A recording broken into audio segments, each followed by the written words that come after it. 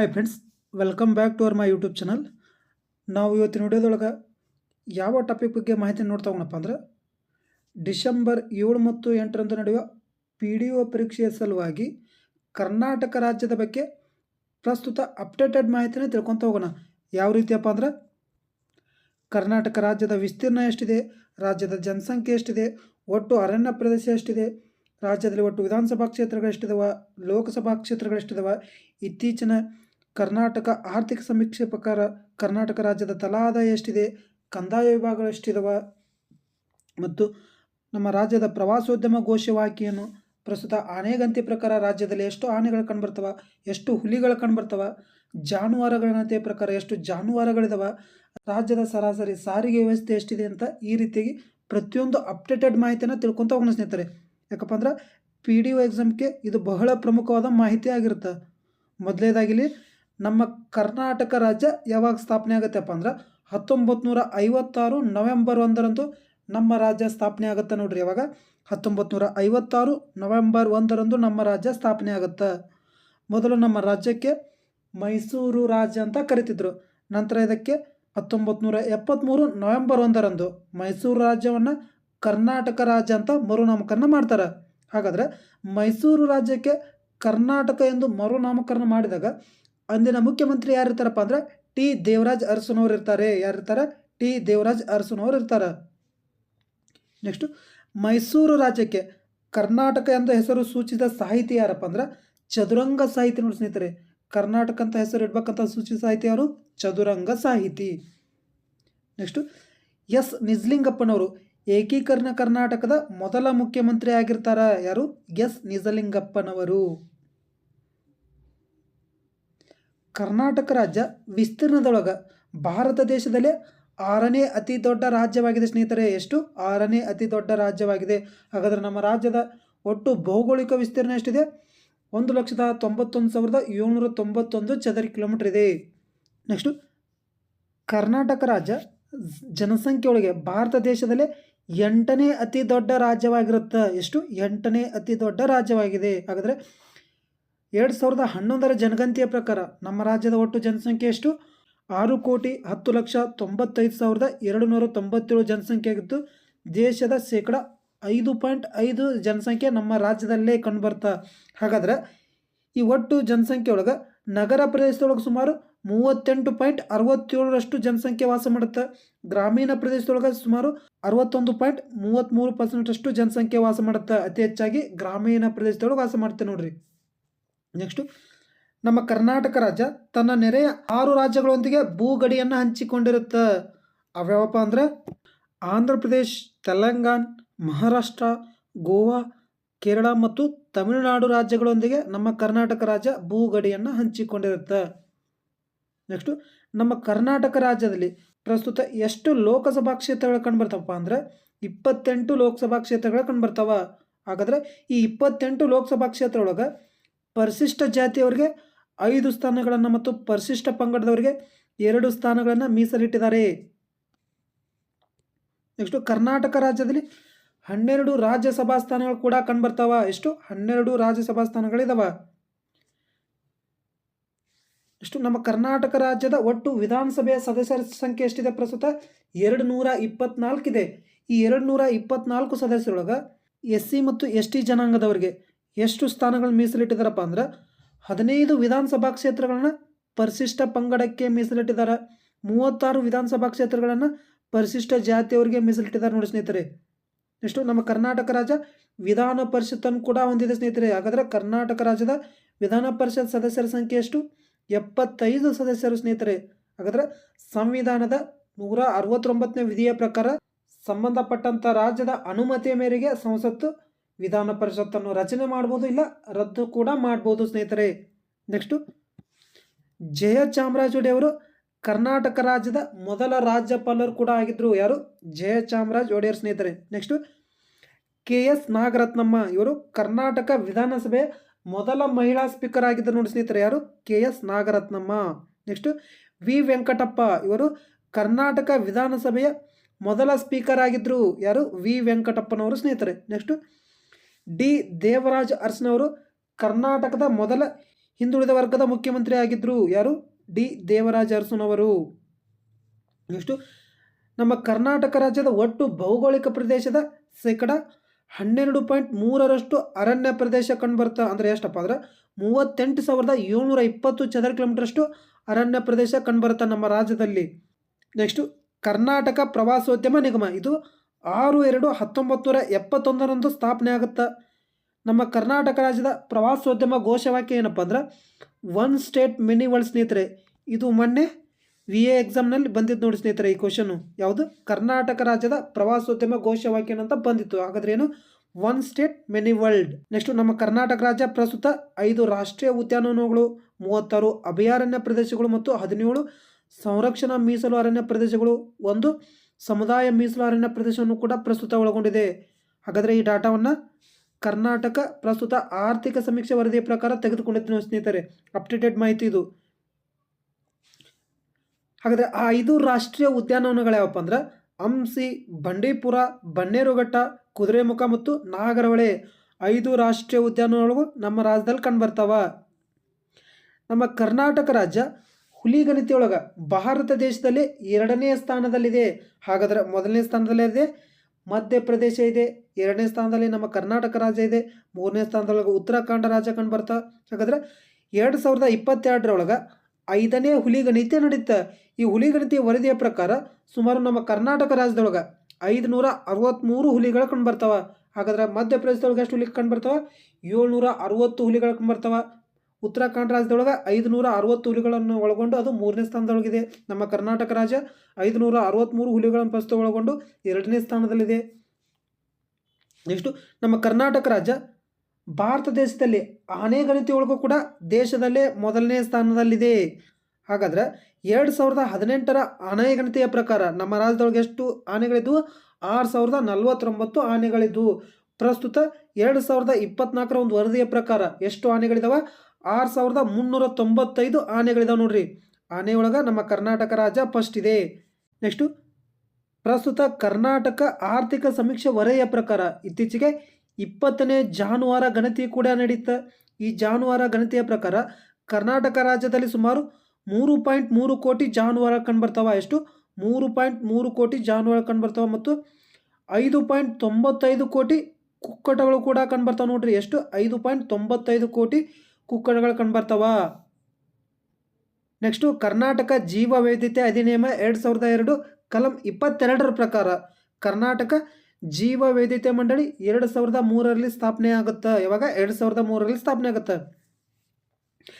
ಕೃಷ್ಣಾ ನದಿಯು ಕರ್ನಾಟಕ ರಾಜ್ಯದಲ್ಲಿ ಹರಿಯುವ ಒಂದು ಅತಿ ಉದ್ದವಾದ ನದಿಯಾಗಿರುತ್ತೆ. ಸುಮಾರು 480 ಕಿಲೋಮೀಟರ್ ಉದ್ದವನ್ನು ಹರಿಯುತ್ತಾ ನೋಡಿ ಸ್ನೇಹಿತರೆ. ಇದು ಪಶ್ಚಿಮದಲ್ಲಿ ಹುಟ್ಟಿ ಪೂರ್ವಕ್ಕೆ ಹರಿದು ಬಂಗಾಳ ಕೊಲ್ಲಿಯನ್ನು ಸೇರುವ ಒಂದು ಪ್ರಮುಖ ನದಿ ಸ್ನೇಹಿತರೆ ಇದು. ನೆಕ್ಸ್ಟು ಕರ್ನಾಟಕ ರಾಜ್ಯ ತನ್ನ ಆಡಳಿತ ಅನುಕೂಲಕ್ಕಾಗಿ 4 ಕಂದಾಯ ವಿಭಾಗಗಳನ್ನು ಕೂಡ ರಚನೆ ಮಾಡಿದೆ. ಅವ್ಯಾವಪ್ಪ ಅಂದ್ರೆ ಬೆಂಗಳೂರು, ಮೈಸೂರು, ಬೆಳಗಾವಿ ಮತ್ತು ಕಲಬುರಗಿ ಆಡಳಿತ ಅನುಕೂಲಕ್ಕಾಗಿ 4 ಕಂದಾಯ ವಿಭಾಗಗಳಾಗಿ ವಿಂಗಡಣೆ ಮಾಡಿದೆ. ನೆಕ್ಸ್ಟು ಚಿಕ್ಕಬಳ್ಳಾಪುರ ಜಿಲ್ಲೆಯ ಗೌರಿಬಿದೂರಿನಲ್ಲಿ ಭೂಕಂಪನ ಕೇಂದ್ರ ಕೂಡ ಕಂಡುಬರುತ್ತೆ.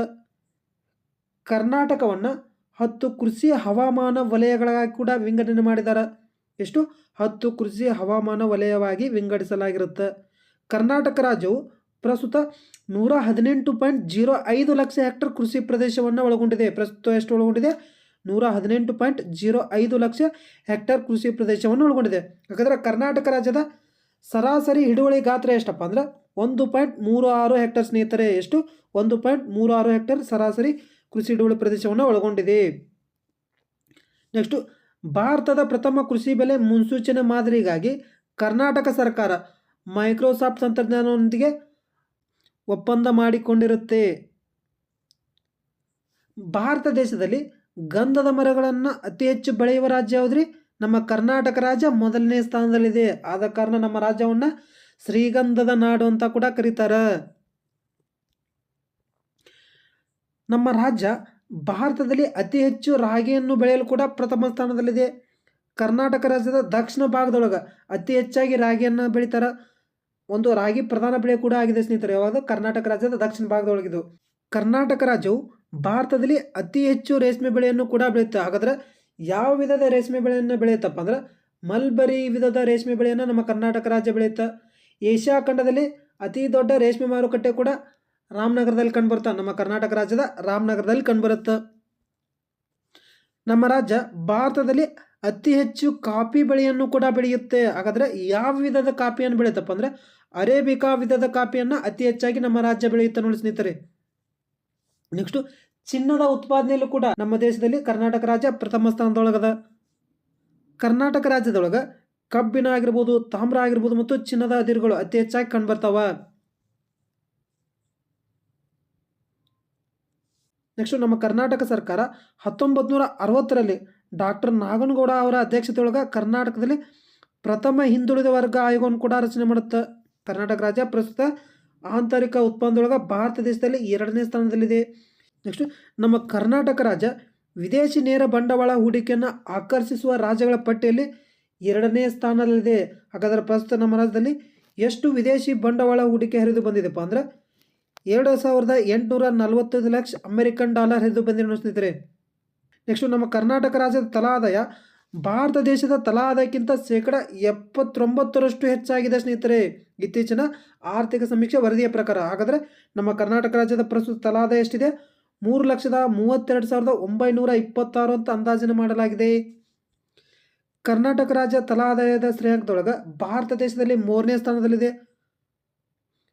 ಹಾಗಾದರೆ ನಮ್ಮ ಕರ್ನಾಟಕದಲ್ಲಿ ಬೆಂಗಳೂರು ನಗರ ಜಿಲ್ಲಾ ತಲಾ ಆದಾಯದೊಳಗೆ ಪ್ರಥಮ ಸ್ಥಾನದಲ್ಲಿದೆ. ಹಾಗಾದರೆ ರಾಜ್ಯದ 37.8% ತಲಾ ಆದಾಯ ಕಂಡುಬರ್ತವೆ ಬೆಂಗಳೂರು ನಗರದೊಳಗೆ.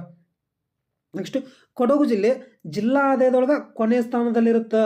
ಪ್ರಥಮ ಸ್ಥಾನದೊಳಗೆ ಬೆಂಗಳೂರು ನಗರ ಇದ್ದರೆ ಕೊನೆಯ ಸ್ಥಾನದೊಳಗೆ ಕೊಡಗು ಜಿಲ್ಲೆ ಇದೆ ನೋಡಿ ಸ್ನೇಹಿತರೆ. ನೆಕ್ಸ್ಟು ಕರ್ನಾಟಕ ಹೊಸ ಕೈಗಾರಿಕೆ ನೀತಿ 2020-25 ಜಾರಿಗೆ ಬಂದಿದೆ. ಕರ್ನಾಟಕ ಮಾಹಿತಿ ತಂತ್ರಜ್ಞಾನ ಕಾರ್ಯನೀತಿ 2020-25 ಜಾರಿಗೆ ಬಂದಿದೆ. ಕರ್ನಾಟಕ ದತ್ತಾಂಶ ಕೇಂದ್ರ ನೀತಿ 2022-27 ಆಗಿರುತ್ತೆ.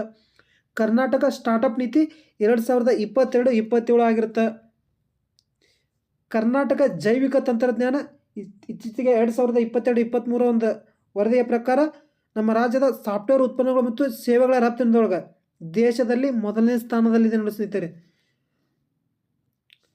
ನೆಕ್ಸ್ಟು ಕರ್ನಾಟಕ ನವೀಕರಿಸಬಹುದಾದ ಇಂಧನ ನೀತಿ 2022-27. ಕರ್ನಾಟಕ ರಾಜ್ಯ ಜಲನೀತಿ ಇತ್ತೀಚೆಗೆ ಆಗಸ್ಟ್ 2022ರಲ್ಲಿ ಜಾರಿಗೆ ಬಂದಿದೆ. ನಮ್ಮ ರಾಜ್ಯದಲ್ಲಿ 2017ರಲ್ಲಿ ರಾಷ್ಟ್ರದಲ್ಲಿ ಪ್ರಪ್ರಥಮ ಬಾರಿಗೆ ವಿದ್ಯುತ್ ವಾಹನ ನೀತಿಯನ್ನು ಕೂಡ ಜಾರಿಗೆ ತಂದಿದೆ ನೋಡಿ ಸ್ನೇಹಿತರೆ. ಇವಾಗ 2017ರೊಳಗೆ ತಂದಿದೆ. ನೆಕ್ಸ್ಟು 1993 ಮೇ 10ರಂದು ಕರ್ನಾಟಕದಲ್ಲಿ ಪಂಚಾಯತ್ ರಾಜ್ ಕಾಯ್ದೆ ಕೂಡ ಅಸ್ತಿತ್ವಕ್ಕೆ ಬರುತ್ತೆ. ಅಂದರೆ ಪಂಚಾಯತ್ ಜಾರಿಗೆ ಬರುತ್ತೆ. ಪ್ರಸ್ತುತ ನಮ್ಮ ಕರ್ನಾಟಕದೊಳಗೆ 5,954 ಗ್ರಾಮ ಪಂಚಾಯತಿ ಕಂಡುಬರ್ತಾವೆ. 739 ತಾಲೂಕು ಪಂಚಾಯತಿ ಕಂಡುಬರ್ತಾವೆ. 31 ಜಿಲ್ಲಾ ಪಂಚಾಯತಿ ಕಂಡುಬರ್ತಾವೆ. ಕರ್ನಾಟಕವು ದೇಶದಲ್ಲಿ ಅತಿ ವೇಗವಾಗಿ ನಗರೀಕರಣಗೊಳ್ಳುತ್ತಿರುವ 7ನೇ ರಾಜ್ಯ ಕೂಡ ಆಗಿದೆ. ನಮ್ಮ ಭಾರತ ದೇಶದಲ್ಲಿ ಅತಿ ಹೆಚ್ಚು ನಗರೀಕರಣಗೊಳ್ಳುತ್ತಿರುವ ಸ್ಥಾನದೊಳಗೆ ನಮ್ಮ ಕರ್ನಾಟಕ ರಾಜ್ಯ 7ನೇ ಸ್ಥಾನದಲ್ಲಿದೆ ನೋಡಿ ಸ್ನೇಹಿತರೆ. ನಮ್ಮ ಕರ್ನಾಟಕ ರಾಜ್ಯದಲ್ಲಿ ಅತಿ ಹೆಚ್ಚು ನಗರೀಕರಣಗೊಳ್ಳುತ್ತಿರುವ ಜಿಲ್ಲೆಯೊಳಗೆ ಬೆಂಗಳೂರು ನಗರ 1ನೇ ಸ್ಥಾನದಲ್ಲಿದೆ. 2ನೇ ಸ್ಥಾನದೊಳಗೆ ಧಾರವಾಡ ಜಿಲ್ಲೆ ಕಂಡು ಬರ್ತದೆ. ಮತ್ತು ಕೊನೆಯ ಸ್ಥಾನದೊಳಗೆ ಯಾವ ಜಿಲ್ಲೆ ಇದೆ? ಕೊಡಗು ಜಿಲ್ಲೆ ಇದೆ ನೋಡಿ ಸ್ನೇಹಿತರೆ. ನೆಕ್ಸ್ಟು ಕರ್ನಾಟಕ ಕೊಳಗೇರಿ ಪ್ರದೇಶ ಕಾಯ್ದೆ 1973ರ ಪ್ರಕಾರ ಜುಲೈ 1975ರಲ್ಲಿ ಕರ್ನಾಟಕ ಕೊಳಚೆ ನಿರ್ಮೂಲನಾ ಮಂಡಳಿ ಕೂಡ ಸ್ಥಾಪನೆ ಆಗುತ್ತೆ.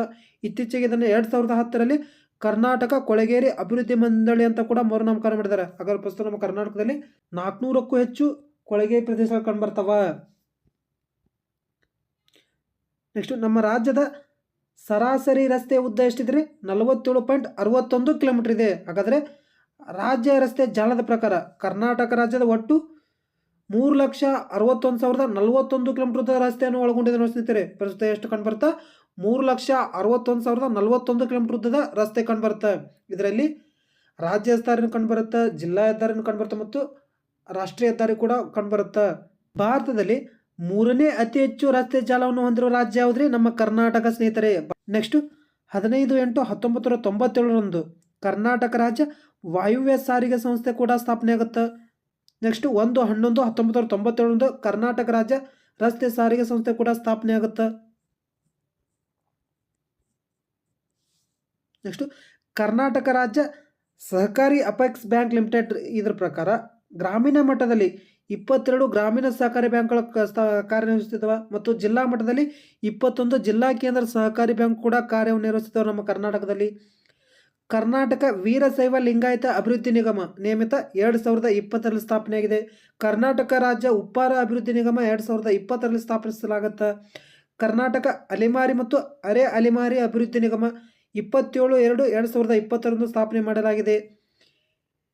ನಿಜಶರಣ ಅಂಬಿಗರ ಚೌಡಯ್ಯ ಅಭಿವೃದ್ಧಿ ನಿಗಮ 10/11/2017ರಂದು ಸ್ಥಾಪನೆ ಮಾಡಿದ್ದಾರೆ. ಕರ್ನಾಟಕ ಮಡಿವಾಳ ಮಾಚದೇವ ಅಭಿವೃದ್ಧಿ ನಿಗಮವನ್ನು 24/12/2019ರಂದು ಸ್ಥಾಪಿಸಲಾಗಿದೆ. ನೆಕ್ಸ್ಟು ಕರ್ನಾಟಕ ಮರಾಠ ಸಮುದಾಯಗಳ ಅಭಿವೃದ್ಧಿ ನಿಗಮವನ್ನು 13/12/2020ರಂದು ಸ್ಥಾಪನೆ ಮಾಡಿದ್ದಾರೆ. ಕರ್ನಾಟಕ ಸವಿತಾ ಸಮಾಜ ಅಭಿವೃದ್ಧಿ ನಿಗಮವನ್ನು 27/11/2019ರಂದು ಸ್ಥಾಪನೆ ಮಾಡಿದ್ದಾರೆ. ಕರ್ನಾಟಕ ಒಕ್ಕಲಿಗ ಸಮುದಾಯ ಅಭಿವೃದ್ಧಿ ನಿಗಮವನ್ನು 2022ರಲ್ಲಿ ಸ್ಥಾಪನೆ ಮಾಡಿದ್ದಾರೆ. ನೆಕ್ಸ್ಟು ಮಲೆನಾಡು ಪ್ರದೇಶ ಅಭಿವೃದ್ಧಿ ಮಂಡಳಿ ಶಿವಮೊಗ್ಗ ಇದನ್ನು 1991ರಲ್ಲಿ ಸ್ಥಾಪನೆ ಮಾಡಿದ್ದಾರೆ. ಬಯಲು ಸೀಮೆ ಪ್ರದೇಶ ಅಭಿವೃದ್ಧಿ ಮಂಡಳಿ ಪ್ರಧಾನ ಕಚೇರಿ ಚಿತ್ರದುರ್ಗದಲ್ಲಿ ಕಂಡುಬರುತ್ತೆ. ಇದನ್ನು 1994ರಲ್ಲಿ ಸ್ಥಾಪನೆ ಮಾಡಿದ್ದಾರೆ. ನೆಕ್ಸ್ಟು ಕರಾವಳಿ ಅಭಿವೃದ್ಧಿ ಪ್ರಾಧಿಕಾರ ಮಂಗಳೂರು ಇದನ್ನು 8/9/2008ರಂದು ಸ್ಥಾಪನೆ ಮಾಡಿದ್ದಾರೆ. ನೆಕ್ಸ್ಟು ನಮ್ಮ ಕರ್ನಾಟಕ ರಾಜ್ಯ ಪ್ರಸ್ತುತ 231 ಅಣೆಕಟ್ಟುಗಳನ್ನು ಒಳಗೊಂಡು ದೇಶದಲ್ಲಿ 5ನೇ ಸ್ಥಾನದಲ್ಲಿದೆ. ಇತ್ತೀಚೆಗೆ ಅಣೆಕಟ್ಟು ಸುರಕ್ಷತೆ ಕಾಯ್ದೆ 2021ರಲ್ಲಿ ಜನವರಿ 2020ರಂತ ಜಾರಿಗೆ ತಂದಿದೆ. ನಮ್ಮ ಕರ್ನಾಟಕ ರಾಜ್ಯ ಪ್ರಸ್ತುತ 320 ಕಿಲೋಮೀಟರ್ ಉದ್ದದ ಕರಾವಳಿ ತೀರವನ್ನು ಒಳಗೊಂಡಿದ್ದು ಇದರಲ್ಲಿ 11 ಬೃಹತ್ ಬಂದರುಗಳು ಕಂಡುಬರ್ತಾವೆ ಹಾಗೂ 13 ಕಿರು ಬಂದರುಗಳು ಕೂಡ ನಮ್ಮ ರಾಜ್ಯದಲ್ಲಿ ಕಂಡುಬರ್ತಾವೆ ನೋಡ್ರಿ. ನೆಕ್ಸ್ಟು ನಮ್ಮ ಕರ್ನಾಟಕ ಕರಾವಳಿ ಪ್ರದೇಶವನ್ನು ಮ್ಯಾಕ್ರಲ್ ಕರಾವಳಿ ತೀರ ಅಂತ ಕೂಡ ಕರೀತಾರ. ಏನಂತ ಕರೀತಾರ? ಮ್ಯಾಕ್ರಲ್ ಕರಾವಳಿ ತೀರ ಅಂತ ಕರೀತಾರ. ನೆಕ್ಸ್ಟು ಕರ್ನಾಟಕದ ಉಕ್ಕಿನ ಮನುಷ್ಯ ಎಂದು ಹಳ್ಳಿಕೇರಿ ಗುದ್ಲೆಪ್ಪರವನ್ನು ಕರೀತಾರ. ಆಲೂರು ವೆಂಕಟರಾಯರನ್ನ ಕನ್ನಡದ ಕುಲಪುರೋಹಿತ ಅಂತ ಪ್ರಸಿದ್ಧರಾಗಿದ್ದಾರೆ. ಕಂದಗಲ್ ಹನುಮಂತರಾಯರವರು ಇವರು ಕನ್ನಡದ ಶೇಕ್ಸ್ಪಿಯರ್ ಎಂದು ಹೆಸರುವಾಸಿಯಾಗಿದ್ದಾರೆ ನೋಡಿ ಸ್ನೇಹಿತರೆ. ನೆಕ್ಸ್ಟು ಕನ್ನಡದ ರಾಷ್ಟ್ರ ಕವಿಗಳ್ಯಾರಪ್ಪ ಅಂದ್ರೆ ಮಂಜೇಶ್ವರ್ ಗೋವಿಂದ ಪೈ, ಕುವೆಂಪು ಮತ್ತು GS ಶಿವರುದ್ರಪ್ಪನವರು 3 ರಾಷ್ಟ್ರ ಕವಿಗಳು ಕಂಡುಬರ್ತವೆ. ನೆಕ್ಸ್ಟು ಕರ್ನಾಟಕ ರತ್ನವು ಕರ್ನಾಟಕದಲ್ಲಿ ನೀಡುವ ಅತ್ಯುನ್ನತ ನಾಗರಿಕ ಪ್ರಶಸ್ತಿಯಾಗಿರುತ್ತೆ ಸ್ನೇಹಿತರೆ. ಇದನ್ನು ಇತ್ತೀಚೆಗೆ 2021ರಲ್ಲಿ ದಿವಂಗತ ನಟ ಪುನೀತ್ ರಾಜ್ಕುಮಾರ್ ಅವರಿಗೆ ನೀಡಲಾಗಿದೆ ಸ್ನೇಹಿತರೆ. ನೆಕ್ಸ್ಟು ಪಂಪ ಪ್ರಶಸ್ತಿಯು ಕರ್ನಾಟಕದಲ್ಲಿ ನೀಡುವ ಅತ್ಯುನ್ನತ ಸಾಹಿತ್ಯ ಪ್ರಶಸ್ತಿಯಾಗಿರುತ್ತೆ. ಇದನ್ನು 1980ರಲ್ಲಿ ಸ್ಥಾಪನೆ ಮಾಡ್ತಾರೆ. ಪ್ರಪ್ರಥಮ ಬಾರಿಗೆ ಇದನ್ನು ಕುವೆಂಪು ಅವರಿಗೆ ನೀಡಿದ್ದಾರೆ. ನೆಕ್ಸ್ಟು ಚರಕ ಪ್ರಶಸ್ತಿಯನ್ನು ಪತ್ರಿಕೋದ್ಯಮ ಕ್ಷೇತ್ರಕ್ಕೆ ನೀಡುವ ಅತ್ಯುನ್ನತ ಪ್ರಶಸ್ತಿಯಾಗಿರುತ್ತೆ. ನೆಕ್ಸ್ಟು ಶಾಂತಲಾ ಪ್ರಶಸ್ತಿ ಇದು ನೃತ್ಯ ಕ್ಷೇತ್ರಕ್ಕೆ ನೀಡುವ ಅತ್ಯುನ್ನತ ಪ್ರಶಸ್ತಿಯಾಗಿರುತ್ತೆ. ಕುಮಾರವ್ಯಾಸ ಪ್ರಶಸ್ತಿ ಇದು ಗಮಕ ಕ್ಷೇತ್ರಕ್ಕೆ ನೀಡುವ ಅತ್ಯುನ್ನತ ಪ್ರಶಸ್ತಿಯಾಗಿದೆ. ನೆಕ್ಸ್ಟು ಕನ್ನಡದ ರತ್ನತ್ರಯರು ಯಾರಿದಾರಪ್ಪ? ಪಂಪ ಫಣ್ಣ ರನ್ನ ಸ್ನೇಹಿತರೆ. ಹಾಗಾದರೆ ಕನ್ನಡ ರತ್ನತ್ರಯರು ಪಂಪ ಪೊನ್ನ ರನ್ನ. ನೆಕ್ಸ್ಟು ಕನ್ನಡದ ಕವಿ ಚಕ್ರವರ್ತಿಗಳು. ಹಾಗಾದರೆ ಕನ್ನಡದ ಕವಿ ಚಕ್ರವರ್ತಿಗಳಾರು ಪೊನ್ನ ರನ್ನ ಜನ ಸ್ನೇಹಿತರೆ. ನೆಕ್ಸ್ಟು ಶಾತವಾಹನ ಮನೆತನವು ಕರ್ನಾಟಕವನ್ನು ಆಳಿದ ಮೊದಲ ರಾಜ ಮನೆತನವಾಗಿರುತ್ತೆ. ಯಾವುದು? ಶಾತವಾಹನ ಮನೆತನ. ನೆಕ್ಸ್ಟು ಕದಂಬ ರಾಜವಂಶ ಕರ್ನಾಟಕವನ್ನು ಆಳಿದ ಮೊದಲ ಕನ್ನಡದ ರಾಜ ಮನೆತನವಾಗಿದೆ. ನೆಕ್ಸ್ಟು ಹಲ್ಮಿಡಿ ಶಾಸನ ಇದು ಕರ್ನಾಟಕದಲ್ಲಿ ದೊರೆತ ಮೊದಲ ಕನ್ನಡ ಶಾಸನವಾಗಿದೆ. ತಾಳಗುಂದ ಶಾಸನ ಇದು ಕರ್ನಾಟಕದಲ್ಲಿ ದೊರೆತ ಮೊದಲ ಸಂಸ್ಕೃತ ಶಾಸನವಾಗಿದೆ. ನೆಕ್ಸ್ಟು ಶ್ರೀ ವಿಜಯ ಬರೆದ ಕವಿರಾಜ ಮಾರ್ಗವು ಕನ್ನಡದ ಮೊದಲ ಕೃತಿಯಾಗಿರುತ್ತೆ. ಶಿವಕೋಟಾಚಾರ್ಯ ಬರೆದ ವಡ್ಡಾರಾಧನೆ ಇದು ಕನ್ನಡದ ಮೊದಲ ಗದ್ಯ ಕೃತಿಯಾಗಿದೆ. ಸಿಂಗಾರಾರ್ಯ ಬರೆದ ಮಿತ್ರವಿಂದ ಗೋವಿಂದ ಇದು ಕನ್ನಡದ ಪ್ರಥಮ ನಾಟಕವಾಗಿರುತ್ತೆ. ಅಮರಶಿಲ್ಪಿ ಜಕಣಾಚಾರಿ ಇವರು ಕನ್ನಡದ ಮೊದಲ ವರ್ಣಚಿತ್ರಕಾರರಾಗಿದ್ದಾರೆ. ನೆಕ್ಸ್ಟು ಪತ್ರಗಳ ಮೂಲಕ ಫ್ರಾನ್ಸ್ ದೇಶದ ನೆಪೋಲಿಯನ್ ಬೋನಪಾರ್ಟಿಯೊಂದಿಗೆ ಟಿಪ್ಪು ಸುಲ್ತಾನ್ ಸಂಪರ್ಕವನ್ನು ಕೂಡ ಹೊಂದಿರ್ತಾರೆ. ನೆಕ್ಸ್ಟು ಕರ್ನಾಟಕ ಪೊಲೀಸ್ ಅಧಿನಿಯಮ ಕಾಯ್ದೆ 2/4/1965 ಜಾರಿಗೆ ಬಂದಿದೆ. ಪ್ರತಿ ವರ್ಷ ಏಪ್ರಿಲ್ 2 ಕರ್ನಾಟಕ ಪೊಲೀಸ್ ದಿನ ಅಂತ ಕೂಡ ಆಚರಣೆ ಮಾಡ್ತಾರೆ.